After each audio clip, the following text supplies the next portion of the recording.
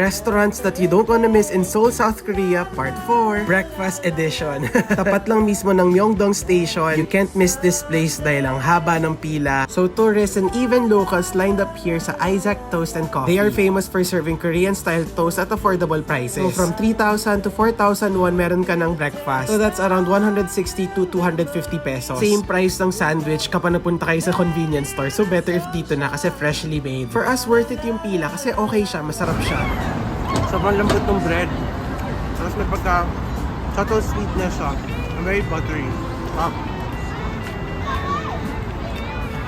We ordered pala the grilled bulgogi and the grilled bulgogi. Parehas silang very savory and sweet with a touch of Korean flavors. Yung laman niya naman inside is from top to bottom. For drinks, we ordered iced americano and grabe ang tapang niya. Kita naman sa itsura ko. And si Porter naman, peach iced tea na very refreshing. Mas bet ko to so nakipagpalit ako. When I try Isaac Toast